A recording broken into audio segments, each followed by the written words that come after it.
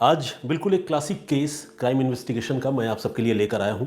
एक ऐसा मामला जो शुरू से पूरी तरह से ब्लाइंड था, लेकिन इस मामले को पुलिस ने कैसे सुलझाया, वो सुलझाने में कामयाब हुई भी या ये मामला अनसुलझा रह गया, ये कड़ी दर कड़ी इस पूरी पेशकश में मैं आप लोगों के सामने बताऊंगा। तो आइए शुरुआत करते हैं। ये मामला है ठीक एक साल पहले का, यानी साल 2024 का, और तारीख है 28 मई की। 28 मई 2024 को मुंबई के करीब नाला सोपारा के पास एक पहाड़ी इलाका है जिसका नाम है धानी बाग। ये धानी बाग के पहाड़ी जंगली इलाके में एक महिला की लाश मिलती है, जिस पर आसपास के ग्रामीणों की नज़र पड़ती है और लाश को देखकर ये लगता है कि इस महिला की हत्या हुई है, क्योंकि लाश के आसपास ही कुछ खून भी बिखरा पड़ा था और कुछ गले में कट मार्क थे, निशान थे जो विजिबल था, दिख रहा था। और साथ ही डेड बॉडी पे राइगर मोर्टिस भी था। अब राइगर मोर्टिस एक टेक्निकल वर्ड है जिसका मतलब होता है अकड़न। जब मरने के बाद इंसान का शरीर अकड़ जाता है तो उसको राइगर मोर्टिस कहते हैं। अब राइगर मोर्टिस से ये पता चलता है कि इस आदमी की मौत तुरंत हुई है या इस मौत को कई घंटे हो चुके हैं। तो राइगर मोर्टिस उसमें अपीयर हो चुका था। इससे पता चल रहा था कि मौत कम से कम 8 से 10 घंटे पहले हुई है। तो लोगों ने जब ये मंजर देखा तो उन्होंने पुलिस को फ़ोन किया। नाला सोपारा की पुलिस वहाँ मौके पर पहुंची और पुलिस ने बहुत बारीकी से सीन ऑफ क्राइम का मुआयना किया। जिस महिला की हत्या हुई थी वहीं पास में उसका बुर्का भी पड़ा हुआ था। अब बुर्का वहाँ पड़ा होना इस बात की निशानी थी कि ये महिला जो है वो मुस्लिम समुदाय से ताल्लुक़ रखती है। कम से कम शुरुआत में तो ऐसा ही लग रहा था। अब तफ्तीश होगी तब ये पता चलेगा कि पता नहीं कहीं ऐसा ना हो कि कोई पहचान छुपाने के लिए या मामले की जांच कहीं और मोड़ देने के लिए कहीं बुर्का डाल दिया हो। तो ये तो बाद की बात है, लेकिन शुरू में देखकर लग रहा था कि शायद कोई मुस्लिम महिला है जिसकी हत्या हुई है। और जैसे मैंने आपको बताया, गला कटा हुआ था और पेट में और सीने में भी चाकू के एक एक स्टैब वुंड थे, वार के निशान थे। जो पुलिस वहाँ मौके पर पहुंची थी उसको सीन ऑफ क्राइम से बुर्का मिला, महिला की लाश मिली और इसके अलावा खून से सना हुआ एक चाकू भी मिला और साथ ही कुछ और बिलोंगिंग्स, कुछ और आर्टिकल्स भी वहाँ मौके पर पड़े मिले। और इन बिलोंगिंग्स और आर्टिकल्स में 3 यूज्ड कॉन्डोम्स वहाँ पर पड़े हुए मिले और साथ ही एक ऐसा स्प्रे मिला जो फिजिकल रिलेशनशिप के टाइम स्पैन को लंबा कर देने में मददगार होता है। जैसे वाइग्रा जैसी गोलियां होती हैं, वैसे ही एक स्प्रे भी होता है जो इस तरह के फिजिकल रिलेशनशिप को या इस तरह के सिचुएशन को थोड़ा उसको लॉन्ग स्पैन के लिए कैरी करने में मदद करता है। तो इस तरह की चीज़ें वहाँ मौके पर मिली। इसे देखकर यह भी क्लियर था कि शायद इस महिला के साथ मृत्यु पूर्व, मरने से पहले किसी ने जिस्मानी ताल्लुकात बनाए, शायद उसके साथ किसी ने कोई रिलेशन भी बनाया हो। लेकिन कत्ल किसने किया, क्यों किया, महिला कौन है, कहाँ की रहने वाली है, ये सारी बातें जो है वो बिल्कुल पता नहीं थी, क्योंकि महिला का कोई आई कार्ड, कोई पर्स, कोई मोबाइल फ़ोन, ऐसी कोई चीज़ जिससे उसकी पहचान पता हो पाती, ऐसी कोई चीज़ वहाँ पड़ी हुई नहीं मिली। जो चीज़ें मिली उससे मरने वाली की पहचान नहीं हो पा रही थी। और जैसा कि मैंने आपको बताया, पहाड़ी जंगली इलाके में जब चीज़ मिली तो सीसीटीवी फुटेज की भी कोई गुंजाइश नहीं थी। तो ये अपने आप में एक पहेली थी कि ये महिला कौन है, हत्या कैसे हुई और किसने की, क्या कहानी है, कुछ भी पता नहीं था। Complete blind murder. Nala Sopara के पास एक जगह है पेलर। उस पेलर पुलिस स्टेशन में इस सिलसिले में कत्ल का मुकदमा दर्ज किया गया, हत्या का मुकदमा अज्ञात लोगों के खिलाफ दर्ज किया गया। और पुलिस ने जो भी चीज़ें वहाँ से लिफ्ट की थी डेड बॉडी के अलावा, उन सारी चीज़ों का पुलिस ने फॉरेंसिक एग्जामिनेशन भी कराया और बहुत बारीकी से उन चीज़ों को पुलिस देखने लगी और इन्वेस्टिगेशन में पुलिस ने आगे बढ़ने का फैसला किया। तो पुलिस ने सबसे पहले, पुलिस को जो खून से सना हुआ चाकू मिला था, उस चाकू की कुछ तस्वीरें पुलिस ने क्लिक की, चाकू का मेक जानने समझने की कोशिश की और फिर नाला सोपारा के इलाके में अलग अलग बर्तनों के दुकानों में जाकर पुलिस ने उस चाकू की तस्वीरें दिखाकर ये जानने समझने की कोशिश की कि क्या उन दुकानदारों को कुछ ऐसा याद आता है कि हाल के दिनों में कोई आदमी ये चाकू खरीद कर ले गया हो। हालांकि ये भूसे के ढेर से सुई ढूंढने वाली बात है। एक दुकान जो बर्तन बेचता हो वो रोज़ाना चाकू भी बेचता होगा, होपफुली, कुछ नहीं तो कम से कम एक चाकू भी बेचता होगा। तो अगर एक चाकू भी बेचता हो तो भी 365 दिन ये याद कर पाना थोड़ा मुश्किल है। लेकिन कई बार चांस लेने पर ऐसी चीज़ें किसी किसी दुकानदार को याद भी आ जाती हैं। तो पुलिस ने सोचा कि पहले चाकू से ही पता करते हैं। तो पुलिस चाकू की तस्वीरों के साथ घूमती रही दुकानों में और पता करने की कोशिश करती रही कि ये चाकू किसी ने बेचा है या नहीं बेचा है। हालांकि किसी भी दुकानदार से पुलिस को उस चाकू को बेचने खरीदने के बारे में कोई लीड या कोई इन्फॉर्मेशन पुलिस को नहीं मिल पाई। मतलब पुलिस की ये कोशिश जो है वो एक तरह से बेकार चली गई। अब कुछ और जो चीज़ें थी जिसका मैंने आपको जिक्र किया, एक उस स्प्रे का जिक्र किया जिसका एक मेडिकल यूज़ होता है, और दूसरा मैंने आप लोगों को बताया बुर्के की बात।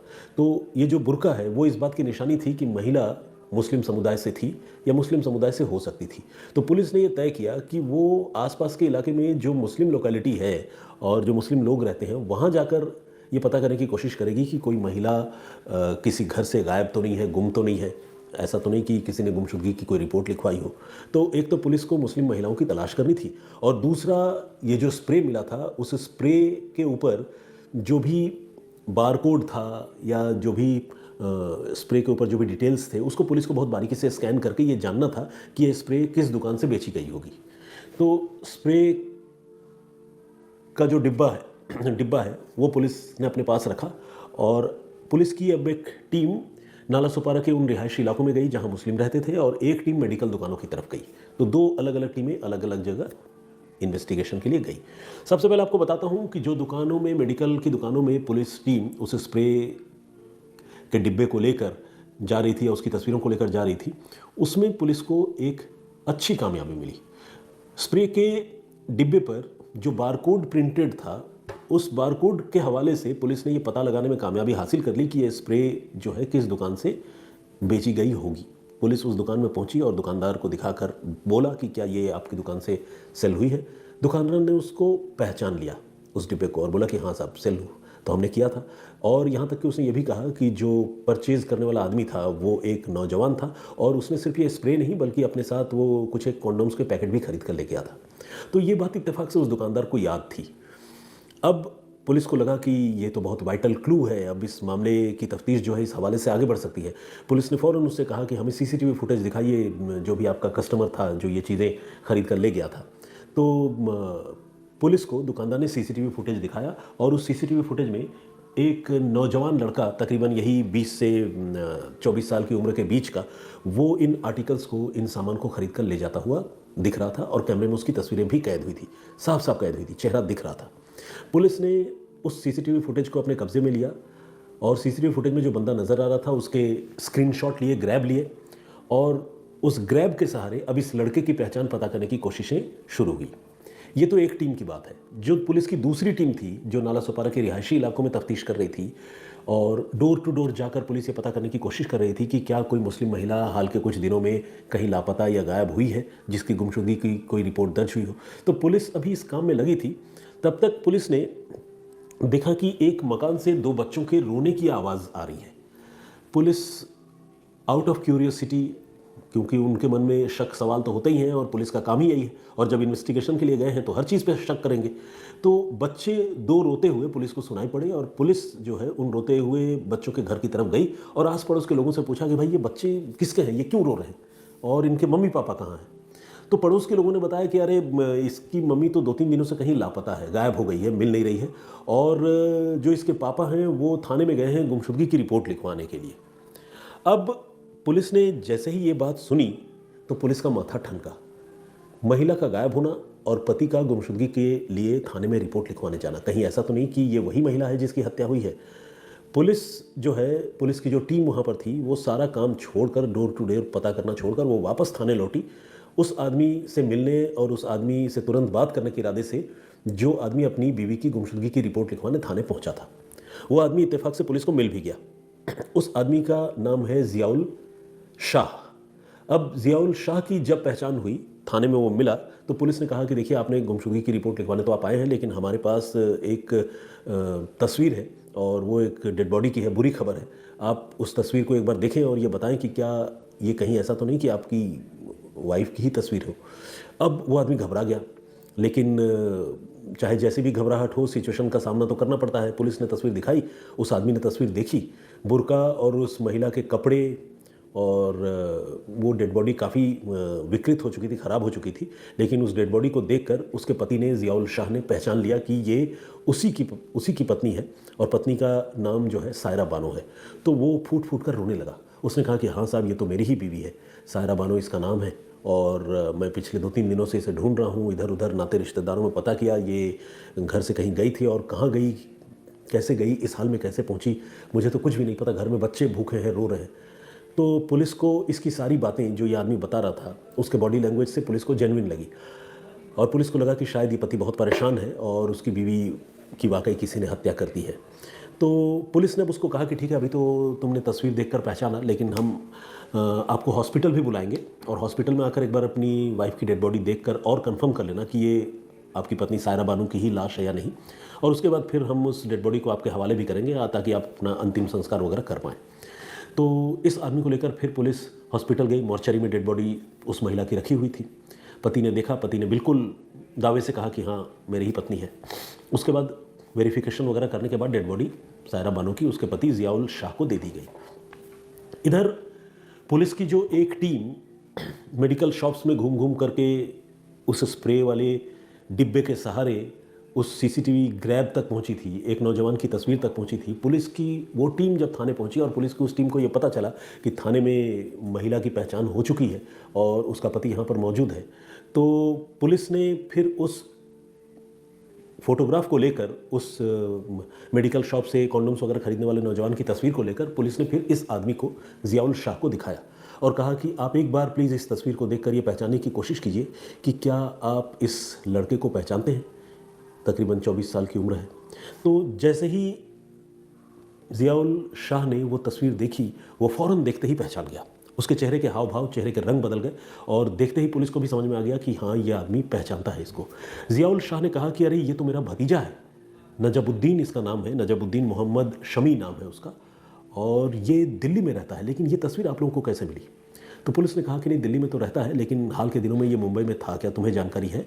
तो उसने कहा कि नहीं, मुझे ऐसा तो नहीं पता, लेकिन ये दिल्ली में रहता है, मुझे ये पता, और ये मेरा ही भतीजा है। अब पुलिस को लगने लगा कि ये मामला जो है वो परिवार के अंदर ही जो है कुछ इस तरह के रिलेशनशिप का है जो शायद बहुत लीगलाइज्ड या जस्टिफाइड रिलेशनशिप नहीं हो सकता, और उसी के फलस्वरूप, उसी के नतीजे के तौर पर यह कत्ल की घटना हुई है। अब पुलिस जो है, पुलिस ज़ियाउल शाह को कहती है ठीक है, आप इंतज़ार कीजिए, हम तफ्तीश कर रहे हैं, कौन है कातिल ये हम आपको बताएंगे, लेकिन अभी हमें थोड़ा तफ्तीश आगे बढ़ानी है। आप इस लड़के के बारे में हमें ज़्यादा से ज़्यादा जानकारी दीजिए, अपने भतीजे के बारे में। तो इसने बताया कि देखिए ये मेरा भतीजा है और इसका मेरे घर में आना जाना भी था, और ये रहता है दिल्ली में, और दिल्ली में एक बेकरी शॉप में ये काम करता है, अमन विहार के इलाके में। इतनी मेरे पास जानकारी है, और उसका फ़ोन नंबर मेरे पास है, एड्रेस भी है। तो पुलिस को फ़ोन नंबर और एड्रेस भी मिल गया। अब जब पुलिस ने उस नंबर पर फ़ोन किया तो वो फ़ोन जो है वो स्विच ऑफ था, यानी नजबुद्दीन मोहम्मद शमी नाम का जो सस्पेक्ट था, शक के घेरे में आया हुआ लड़का था, उसका फ़ोन स्विच ऑफ था। अब फ़ोन का स्विच ऑफ होना भी अपने आप में एक तरह से इस बात की निशानी होती है कि ये आदमी कहीं ना कहीं किसी क्राइम में इन्वॉल्व ज़रूर है, क्योंकि जब पुलिस उसको तलाश रही हो और उस समय ही फ़ोन ऑफ हो।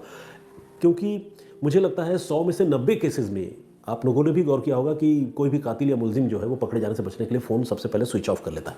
तो इस मामले में भी ऐसा ही था, लेकिन स्विच ऑफ कर लेने से इंसान बच जाएगा ऐसा होता नहीं है। पुलिस की अलग अलग टीमें दिल्ली आई मुंबई से, और दिल्ली आकर पुलिस ने साउथ दिल्ली के कई इलाकों में एक तरह से कॉम्बिंग की शुरुआत की, और केक पेस्ट्री शॉप्स पर जाकर पुलिस ने पूछताछ शुरू की, क्योंकि ज़ियाउल शाह ने यह बताया था कि उसका भतीजा नजबुद्दीन मोहम्मद शमी वो पेस्ट्री शॉप में काम किया करता है दिल्ली में, वो भी साउथ दिल्ली में।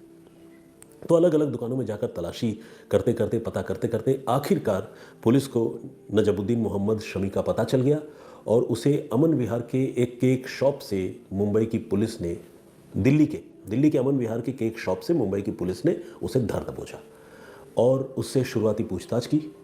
झूठ बोला पहले उसने, लेकिन फिर बाद में उसने पुलिस की सख्ती के आगे वो सच कबूलने के सिवाय कोई चारा नहीं था, क्योंकि पुलिस उसे सबूत दिखा रही थी, मुंबई में उसकी तस्वीरें, दुकान से सारे सामानों के खरीदने की लिस्ट। वो लड़का अब टूट गया और उसने कहा हाँ साहब, मैंने ही अपनी चाची की हत्या की है। अब सवाल यह था क्यों की है, तो उसके पीछे एक और दुखद और कॉम्प्लिकेटेड कहानी है। वो कहानी ये है कि नजमुद्दीन मोहम्मद शमी की अपने ही चाची के साथ नाजायज़ ताल्लुकात थे, अवैध रिश्ते थे और ये रिश्ता कई सालों से चला रहा था चोरी छुपे। लेकिन अब से कुछ समय पहले नजमुद्दीन की शादी हो गई और जब शादी हो गई तो नजमुद्दीन ने अपनी चाची से दूरी बनाने की शुरुआत की।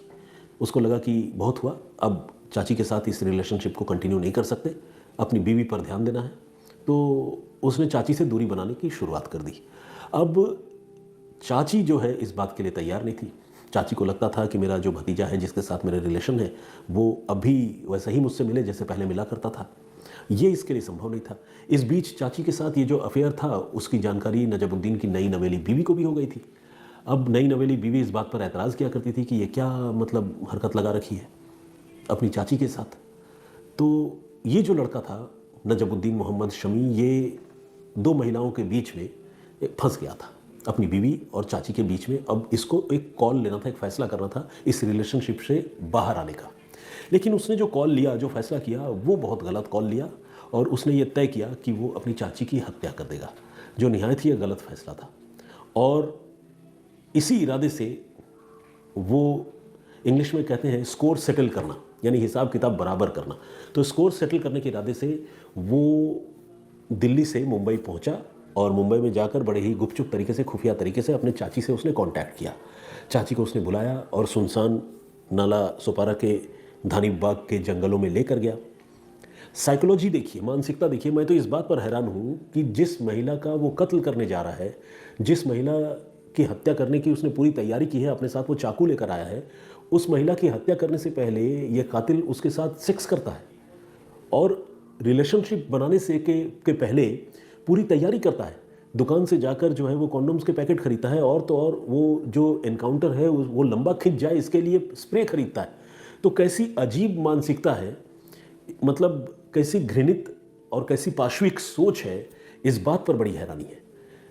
हैरानी इस बात पर है कि एक कातिल जिसको किसी का कत्ल करना है, जिसको किसी की हत्या करनी है, उस आदमी के साथ वो कत्ल से पहले लव मेकिंग में यानी फिजिकल रिलेशनशिप बनाने से भी बाज नहीं आता है। तो खैर, ये वो फिजिकल रिलेशनशिप ही थी जिसकी वजह से इस केस का खुलासा हुआ, क्योंकि अगर वो मौके पर कॉन्डोम के पैकेट और वो डिब्बा जो स्प्रे का है वो अगर नहीं मिलता तो शायद ये केस इतनी आसानी से नहीं सुलझता। आसानी तो फिर भी नहीं हुई, लेकिन हो सकता है इस केस को सुलझने में थोड़ा और वक्त लगता। तो hats off to Mumbai police, specially Nala Sopara की जो पुलिस है और थाना पेलहर की, जिन्होंने इतनी बारीक इन्वेस्टिगेशन किया। पंजाब में कहते हैं डुंगाई नाल, मतलब बहुत गहराई से इस मामले की पुलिस ने जांच की। तो बस ये थी आज की कहानी और ये कहानी अपने आप में बहुत शॉकिंग भी है और पुलिस का इन्वेस्टिगेशन भी बहुत ही शानदार है।